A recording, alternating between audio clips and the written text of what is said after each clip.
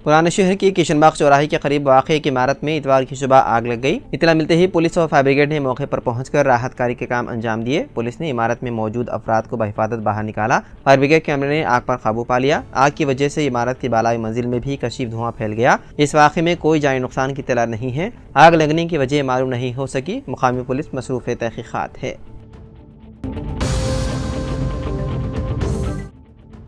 तेलंगाना के जिले मेडचल में पेश आए सड़क हादसे में 2 अफराद जख्मी हो गए। यह हादसा जिले के बोगाराम के करीब उस वक्त पेश आया जब कार चलाने वाले ने उसका तवाज़ुन खो दिया और एक कार दरख्त से टकरा गई। इस हादसे में 2 अफराद जख्मी हो गए जिनकी शनाख्त रवि और रामू के तौर पर की गई है जो बारानगर के रहने वाले हैं।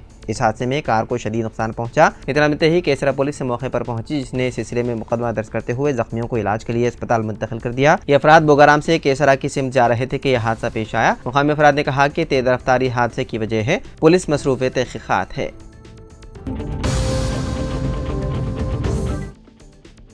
गच्चीबौली में वाक़ एक पब में कल रात फायरिंग वाक़े की तफसीलात से वाकिफ करवाते हुए पुलिस ने बताया है कि हमलावर को गिरफ्तार कर लिया गया। पुलिस के मुताबिक तेलंगाना और आंध्र प्रदेश में सरका और लूटमार की 80 वारदातों में मुलविस आदि मुलजिम प्रभाकर गच्चीबौली इलाके के पब में मौजूद था। इतला मिलते ही CCS का अमला उसे गिरफ्तार करने के लिए वहां पहुंचा।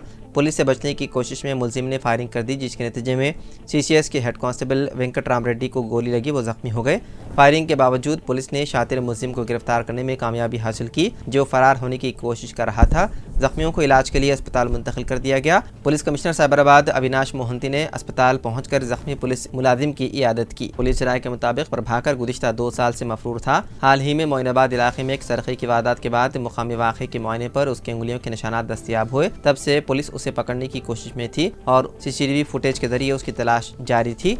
मुलजिम हमेशा मास्क का इस्तेमाल किया करता था ताकि वो पुलिस की गिरफ्त में आने से महफूज रह सके। कल उसकी प्रिज्म पब में मौजूदगी की इत्तला मिली जिस पर हेड कांस्टेबल वेंकट राम रेड्डी समेत 3 कांस्टेबल पब पहुंचे। प्रभाकर हालत नशे में था। पब से बाहर निकलते ही उसने पुलिस मुलाजिम पर 2 फायर राउंड कर दिए। एक गोली पुलिस मुलाजिम को लगी। पुलिस ने उसे बाउंसर की मदद से गिरफ्तार कर लिया और उसके पास से 2 बंदूक और 23 कारतूस जब्त कर लिए गए।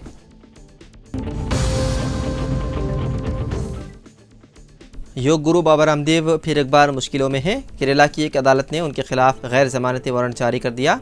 रामदेव के अलावा पतंजलि योग पीठ के चेयरमैन आचार्य बालाकृष्ण के खिलाफ भी वारंट जारी हुआ। पालक्कड़ जिले की अदालत ने दोनों ही के खिलाफ ये वारंट उनकी गैर हाजिरी की वजह से जारी किया। दरअसल बाबा रामदेव और बालाकृष्ण दोनों केरला के ड्रग्स इंस्पेक्टर के जरिए देविया फार्मेसी के खिलाफ दायर किए गए फौजदारी मामले में पेश नहीं हुए थे। अदालत ने 15 फरवरी को अदालत में पेश होने के लिए गैर जमानती वारंट जारी किया। इससे पहले अदालत ने 1 फरवरी को उन मुलजिमीन के खिलाफ काबिल जमानत वारंट जारी किया था ताकि वो अदालत में पेश हो सके। आपको बता दें कि बाबा रामदेव और पतंजलि आयुर्वेद लिमिटेड पर गुमराहकुन इश्तिहारात, तौहीन और ट्रेडमार्क खिलाफ वर्जी जैसे कई मामले चल रहे हैं।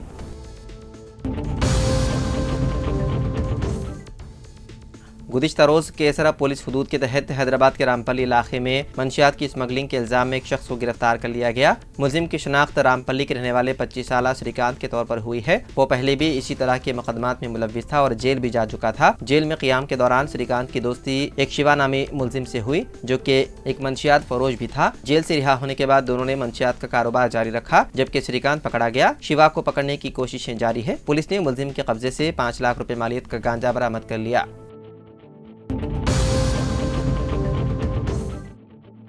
दो माह से ज़्यादा अरसे तक जारी रहने वाली कड़ाके की सर्दी के बाद हैदराबाद और तेलंगाना में सर्दी का मौसम अपने आखिरी मराहल में पहुंच गया है। गुज़िश्ता कुछ दिनों से हैदराबाद और अदला में दिन के वक्त ज़्यादा से ज़्यादा दर्जे हरारत में नुमाया इजाफा हुआ है। हैदराबाद और अदला में दिन के औकात में 34 ता 37 डिग्री सेल्सियस दर्जे हरारत रिकॉर्ड किया जा रहा है। रात के वक्त के औसत दर्जे हरारत में भी इजाफा हुआ है और अब तेलंगाना में रात के औकात में कम से कम 12 डिग्री सेल्सियस और ज़्यादा से ज़्यादा 22 डिग्री सेल्सियस दर्जे हरारत रिकॉर्ड किया जा रहा है। महकमा मौसमियात हैदराबाद ने भी अपनी रियासतगीर पेशन गोई में दर्जे हरारत में इजाफे का वादे इशारा दिया है। तेलंगाना में अगले 3 दिनों के दौरान कम अज कम दर्जे हरारत 2 ता 3 डिग्री तक मामूल से ज़्यादा रहने का इम्कान है। इसके अलावा रियासत में खुश्क मौसम भी बरकरार रहेगा। ताहम IMD हैदराबाद की पेशन गोई ने वादे किया है कि अगले 3 दिनों तक तेलंगाना में मुख्तलिफ मकामात पर सुबह के औकात में धुंध छाए रहने का इम्कान है। रियासती काबीना का 5 फरवरी को इजलास मुनक़िद होगा। उसी दिन दोपहर में असेंबली का खुसूसी इजलास मुनक़िद करके ज़ात पात पर की गई मरदमशुमारी को मंजूरी दी जाएगी। तेलंगाना असेंबली इंतखाबात में राहुल गांधी ने ज़ात पात का सर्वे कराने का रियासती अवाम से वादा किया था। रियासत में कांग्रेस को इक़्तिदार हासिल होने के बाद वज़ीर आला रवींद्र रेड्डी ने ज़ात पात का सर्वे कराया था, जिसकी रिपोर्ट तैयार हो गई है। प्लानिंग कमीशन की निगरानी में कराए गए सर्वे रिपोर्ट कमेटी 2 फरवरी इतवार को काबीना सब कमेटी को पेश करेगी। वज़ीर आपाशी उत्तम कुमार रेड्डी काबीना सब कमेटी के सदरनशीन हैं। 5 फरवरी को वज़ीर आला रवींद्र रेड्डी की सदारत में काबीना का इजलास मुनक़िद होगा और उसी दिन दोपहर में खुसूसी इजलास मुनक़िद किया जाएगा। हुकूमत रिपोर्ट को असेंबली में पेश करेगी। मुबाहिस के बाद इसको मंजूरी दी जाएगी, जिसके बाद हुकूमत ज़ात पात की मरदमशुमारी रिपोर्ट की बुनियाद पर 20 तहफ़्फ़ुज़ात का ऐलान करके मुकामी इदारों के इंतखाबात कराने की तैयारी कर रही है।